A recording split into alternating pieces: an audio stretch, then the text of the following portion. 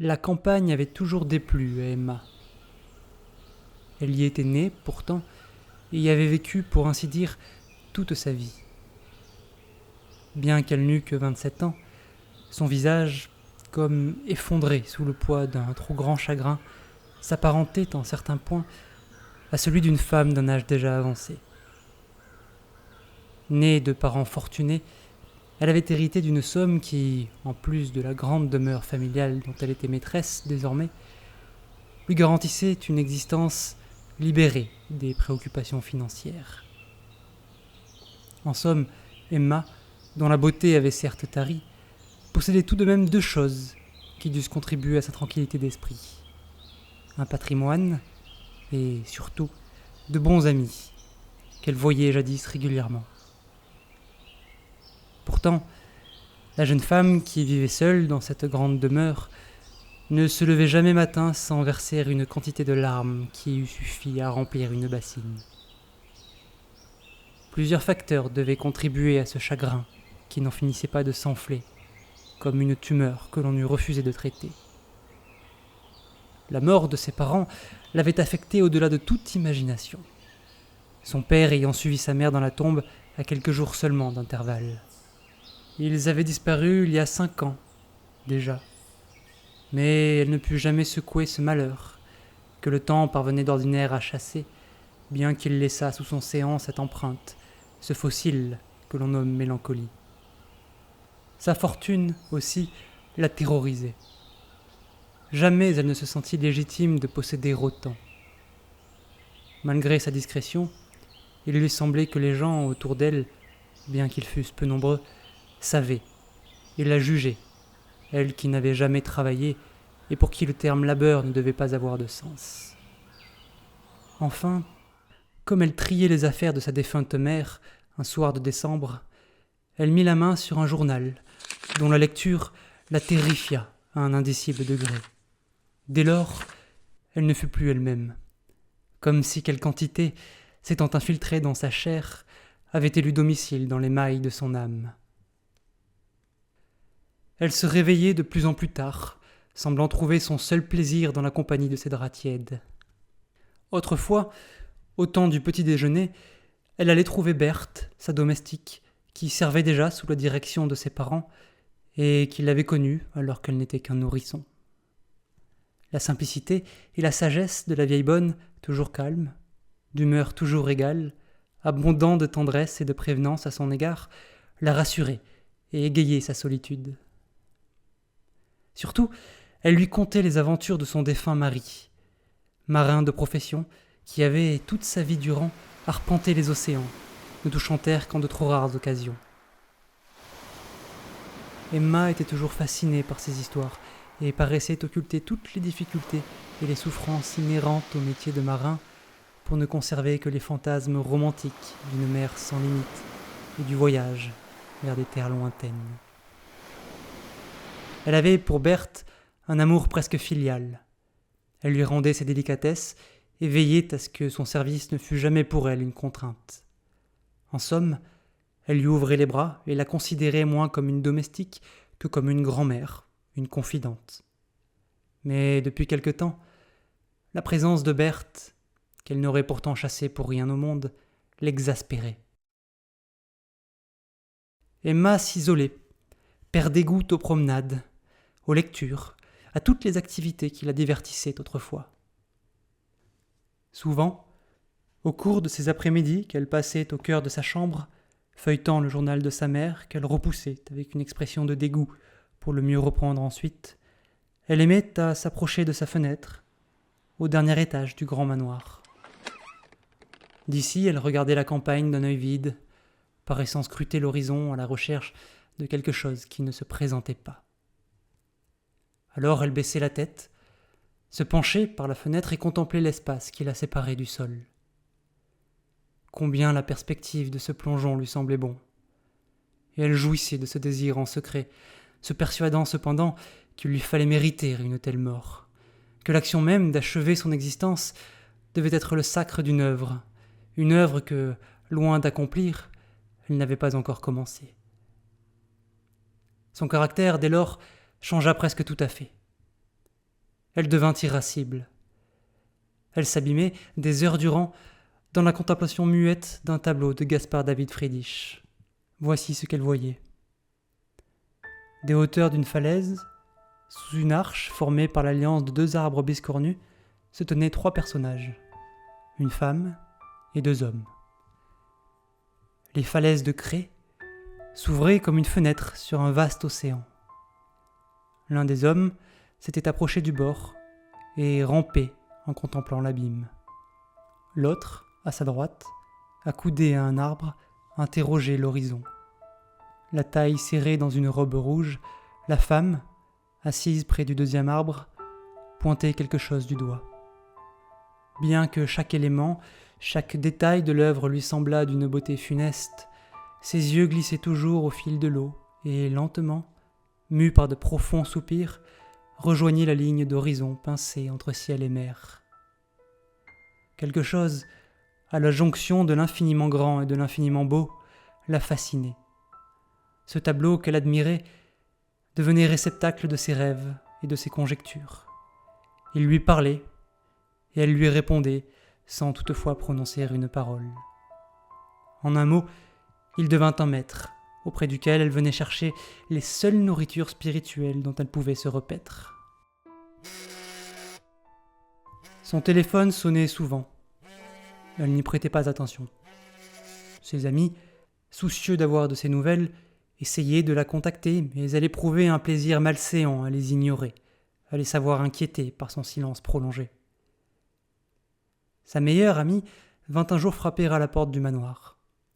Mais Emma avait prié Berthe d'éconduire la jeune femme et d'avancer en fait d'explication un simple désir de se trouver seule et de prendre quelque distance avec une vie qu'elle estimait pécheresse. Elle revint plusieurs fois et face au manque de conviction que la pauvre Berthe employait dans son mauvais rôle, voulut entrer de force, ce qui contraignit la domestique à des excès de roideur et de sévérité auxquels elle n'était pas habituée et qui lui seyaient bien mal. Emma, cachée derrière les rideaux de pourpre de la chambre d'amis, regardait la scène et jouissait de se sentir mourir à elle-même, bien qu'elle eût, par instant, le désir ardent d'ouvrir la fenêtre et de crier le nom de son ami en lui tendant les bras. Elle résistait pourtant, et se récompensait au soir en portant à ses lèvres le calice de ses propres larmes. Pour sublimer le tableau de ses crimes, bien trop indigent sous sa forme actuelle, elle s'en prit, sans grande cruauté bien que fort sournoisement, à Berthe, en sabotant chaque jour ses maigres heures de loisir, ou, pire encore, son travail, qu'elle avait toujours effectué avec le rigueur et le sérieux des bonnes gens, reconnaissant envers Dieu de pouvoir tirer de leur labeur un pain quotidien. Elle se plaignit du manque de souplesse du linge, exprimant toutes les réticences qu'elle avait à porter des vêtements séchés en intérieur. Pour que ses chemisiers, disait-elle, puissent retrouver leur douceur et leur fraîcheur, elle contraignit Berthe à les étendre en plein air, sur un fil qu'elle venait de tirer et d'attacher solidement à 2 arbres. Elle avait choisi un fil très fin. On le voyait à peine, et l'avait placé à une telle hauteur que Berthe ne pouvait y accrocher une pince à linge sans l'aide d'un marchepied. Bien que le cadre fût idéal pour s'acquitter d'une telle tâche, Emma connaissait les problèmes pulmonaires de sa femme de chambre, et la présence des bois, qui bordaient la maison, excitait ses allergies, au point que ses yeux s'emplissent de larmes, et que l'air ne passa plus dans ses poumons sans émettre un épouvantable sifflement. Berthe aimait, à ses heures de loisir, peu nombreuses, tricoter et feuilleter quelques-uns des romans d'Emma, dont les couvertures l'interpellaient. Reculée dans un coin du salon, sur une chaise en bois qu'un prisonnier eût refusée pour mobilier, mais qu'elle utilisait cependant par habitude, pour ne pas déranger les coussins des fauteuils et canapés du grand salon, elle tournait lentement les pages, en se balançant mécaniquement, d'un mouvement presque imperceptible. Les flammes de la cheminée jetaient une lueur si faible dans ce recoin du salon que d'autres yeux, moins habitués que ceux de Berthe aux austérités crépusculaires, n'eussent pu distinguer la moindre lettre. Elle souriait, pourtant, et paraissait savourer ces moments comme un avant-goût du paradis, bien qu'elle s'en fût soustrait aussitôt au premier appel de sa maîtresse. Berthe était médiocrement lettrée, mais devait son instruction à sa curiosité et à sa patience. Elle avait appris à lire par elle-même et était douée d'une remarquable curiosité intellectuelle, tempérée toutefois par sa modestie et sa rigoureuse absence de vanité, qui la portait naturellement à feuilleter les livres dont les couvertures l'inspiraient, les relisant souvent plusieurs fois, par crainte de choisir une œuvre qui pût représenter un trop grand défi pour son entendement. Emma connaissait ses habitudes de lecture. Elle savait quels étaient les livres que Berthe emportait toujours dans son coin. Elle en sélectionna 2 d'entre eux, au hasard, et les jeta dans l'âtre flamboyante. Elle ouvrit 2 autres volumes et arracha quelques pages, les plus belles souvent, avant de les offrir aux flammes excitées par les sacrifices précédents. Son forfait commis, elle regagnait sa chambre d'un pas conquérant et approchait sa lampe de chevet de son tableau, qu'elle mettait dans la confidence de ses agissements, comme elle l'eût fait avec un journal. Berthe, le surlendemain de l'autodafé, alla trouver sa maîtresse et lui rapporta sa triste découverte, persuadée qu'il s'agissait là de l'exaction d'un maraudeur nocturne. Emma s'amusait de la crédulité de sa gouvernante, mais, affectée sans doute par la tristesse qui transparaissait trop nettement à son visage, elle promit de se rendre en ville, afin de remplacer les livres perdus. Elle ne tint pas sa promesse. Elle avait pourtant, un jour, peu avant 16 heures, chaussé ses baskets et démarré la voiture, mais la crainte de croiser quelqu'un qui l'eût reconnue et qui manifesta le désir de lui adresser la parole fit qu'elle coupa le moteur et descendit du véhicule. Elle s'en fut à pied, à travers la campagne, et se remémorait les quelques lignes qu'elle avait lues dans le journal de sa mère, lignes qui révélaient au grand jour la fragilité des liens qui unissaient jadis ses parents, et d'où refluait l'immonde nature des hommes, qu'une fortune despotique dévergondait toujours. Emma marcha quelque temps et, attirée par le chant des rainettes et la fraîcheur de l'eau, s'assit sur la rive d'un étang clair et profond. L'onde rampante soulevait les nénuphars et leur prêtait la forme et la rondeur des seins d'une dryade. La symphonie pastorale cessa un instant, comme troublée par l'arrivée de la jeune femme. L'air était doux, le silence si bien établi maintenant qu'elle pouvait entendre les libellules se poser à la surface de l'étang. Elle se déchaussa et baigna ses pieds, dont les ongles, à travers la lentille déformante de l'eau, lui apparaissaient comme autant de coquillages du plus beau nacre. Elle s'attarda sur sa rive impassible aussi longtemps que la température lui permit. Aux alentours de midi, comme le soleil lui brûlait le front et qu'elle commençait à avoir soif, elle crut bon de se lever et de partir. Soudain, tandis qu'elle foulait aux pieds les herbes folles qui s'étendaient à perte de vue, elle entendit le galop d'un cheval et ne tarda pas à distinguer, dans un mince nuage de poussière qui s'élevait autour de ses flancs, la bête en question, élancée dans sa direction. C'était un superbe animal. Sa robe était tout à fait noire. Une tache rose, entre ses naseaux, adoucissait sa figure, dont la maigreur et la proéminence des mâchoires eussent suffi à alimenter un cauchemar. Le cheval était monté par un cavalier, vêtu de guenilles ensanglantées et coiffé d'une sorte de bonnet trop grand qui pendait sur son épaule. Depuis sa position, Emma ne pouvait distinguer sa physionomie. L'étalon l'avait aperçu et, sans que l'homme en donnât l'ordre, il ralentit sa course, passant du galop au trot, puis du trot au pas. Lentement, renâclant, il s'approcha d'Emma et, baissant la tête comme dans une révérence, lui présenta son encolure. L'écume à la gueule, il mâchait nerveusement son mors et semblait attendre quelque chose de la jeune femme. Emma saisit la bride. Tout en caressant le cheval, elle salua le cavalier qui n'avait pas encore fait le moindre mouvement. L'homme ne réagissait pas. Son corps était légèrement voûté. Il tenait la bride, mais ses mains excessivement pâles ne tremblaient ni ne remuaient. Sa tête, surtout, était ramassée contre son torse, comme si sa nuque ne l'eût plus supporté. Emma lui prit la main. Elle était froide et rigide comme l'acier. « Monsieur » cria alors Emma d'une voix étouffée, tandis qu'elle l'attrapait par l'épaule pour l'aider à descendre. Son geste trop brusque fit basculer le buste du cavalier en arrière, et sa tête se détacha de son cou, sans toutefois se décrocher, puisqu'un mince lambeau de chair, à l'endroit de la nuque, la maintenait suspendue entre ses omoplates. Horrifiée, Emma recula et glissa sur une pierre qui lui fit perdre l'équilibre. Le cheval, alerté par les mouvements de la jeune femme, cabra et s'en fut au galop en s'acquittant d'un hennissement lugubre. Sous le choc de ce départ abrupt, la bande sanguinolente qui supportait la tête céda. Elle roula sur la croupe de la bête, avant de choir sur le sol, comme un fruit trop mûr. Emma ne put se résoudre à bouger. Elle avait souvent croisé des cavaliers sur ces chemins de campagne, propices à l'équitation et aux promeneurs.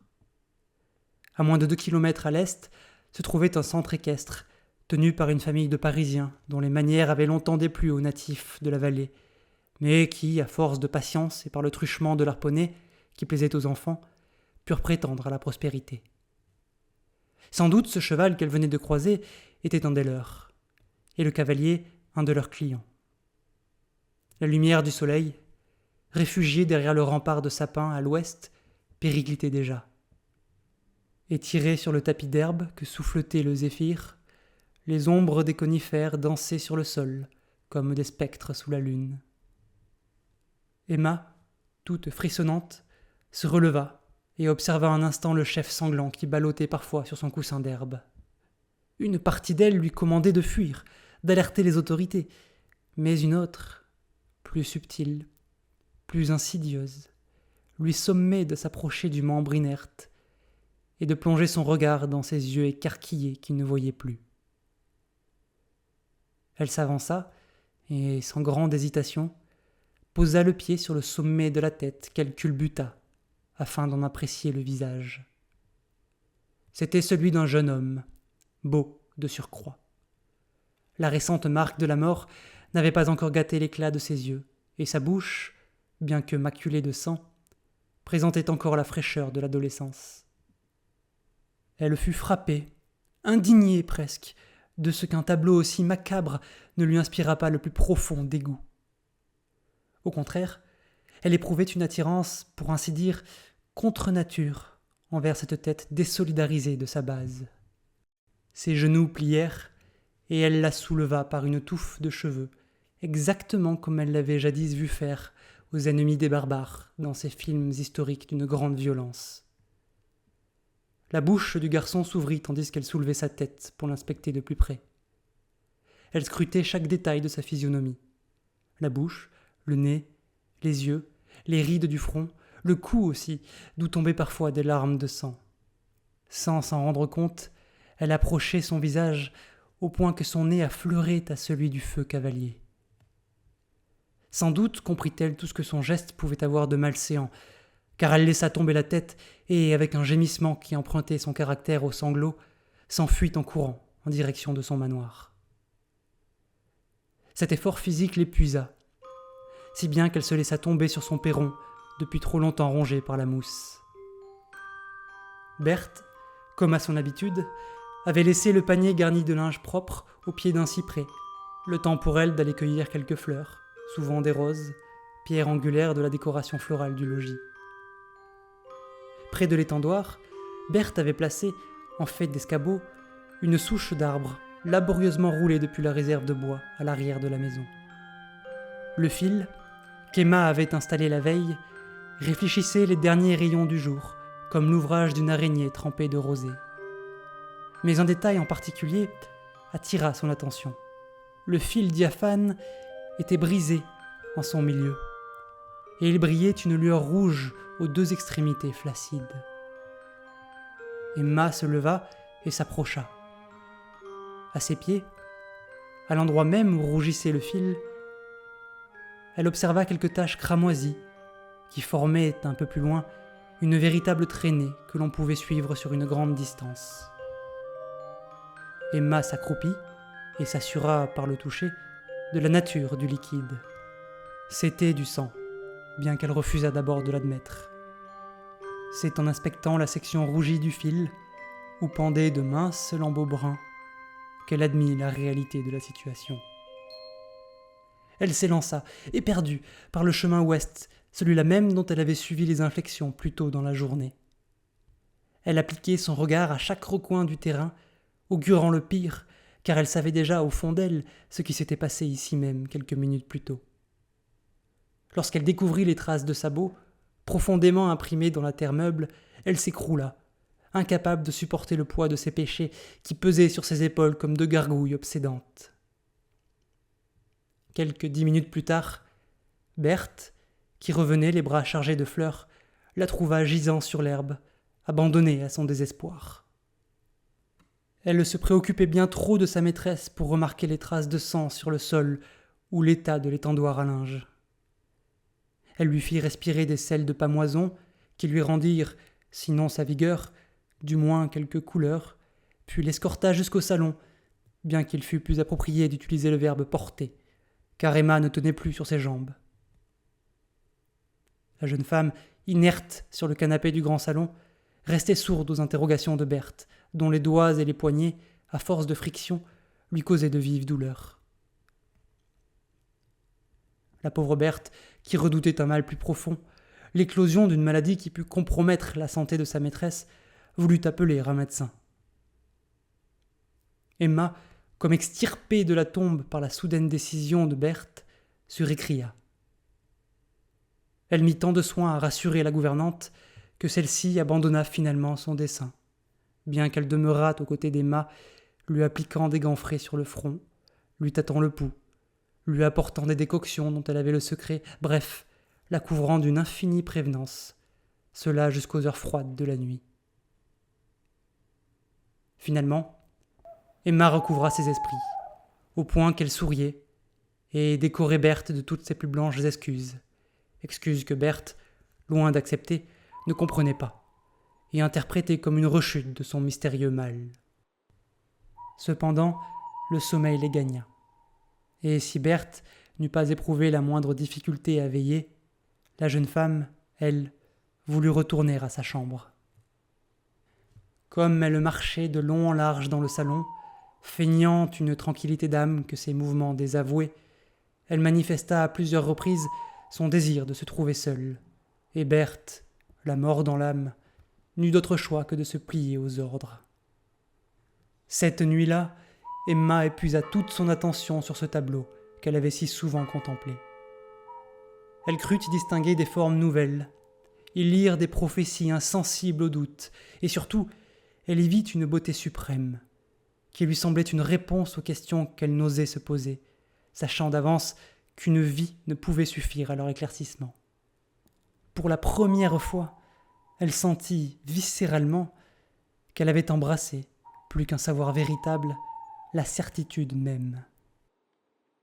Un peu avant 5 heures du matin, la lune soufflait encore ses raies d'argent sur la campagne. Emma se rendit dans la salle de bain, dont elle ne verrouilla pas la porte. La pièce, lumineuse de marbre et de porcelaine, ne nécessitait pas, lors des nuits de pleine lune, le secours de lueurs artificielles. L'astre et ses 1000 vassaux se miraient dans les nobles matériaux et s'épanouissaient comme autant d'enfants bienheureux. Ses yeux devaient avoir pleuré, car elle les sentait là et enflés sous ses paupières brûlantes. Elle passa devant le miroir, mais n'osa pas s'y regarder. Elle s'agenouilla devant la baignoire, et elle qui ne s'était jamais immergée que dans des bains excessivement chauds, fit couler une eau tiède, dont le bac s'emplit peu à peu. Ses genoux lui faisaient mal, mais elle restait immobile, comme plongée dans ce qui ressemblait à une prière, à laquelle répondait le chuchotement de l'eau qui montait.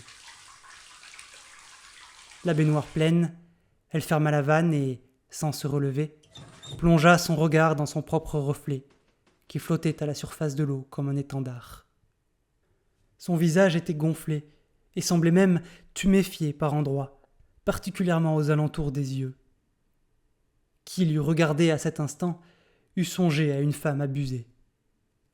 Et pourtant, elle était belle. La vigueur de sa chair, la finesse de ses traits, et la profusion de ses cheveux, qu'elle portait très longs, était celle de la jeunesse, celle-là même que l'on admirait ou que l'on jalousait. D'un geste calme et résolu, elle ouvrit un tiroir à proximité. Elle soupira en fermant la main sur ce qu'elle cherchait et s'abandonna au voyage. Elle voguait, à présent, à bord d'un voilier d'un autre temps, sur des mers d'huile, toutes parées des reflets irisés d'un ciel éploré.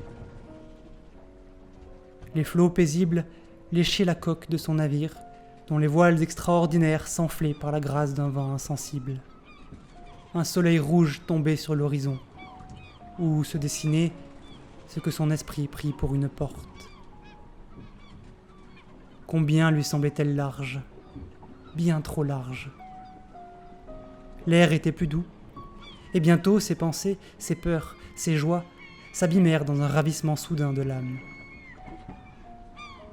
En jetant un regard derrière elle, elle vit la côte qu'elle avait quittée et ses grandes, ces immenses falaises de craie, au sommet desquelles se détachait un point rouge, presque imperceptible, à l'ombre d'un couple d'arbres qui se donnait l'accolade.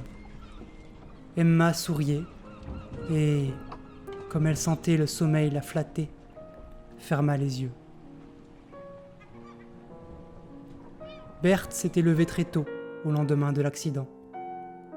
Son premier réflexe fut d'entrer dans la chambre d'Emma, qu'elle trouva vide.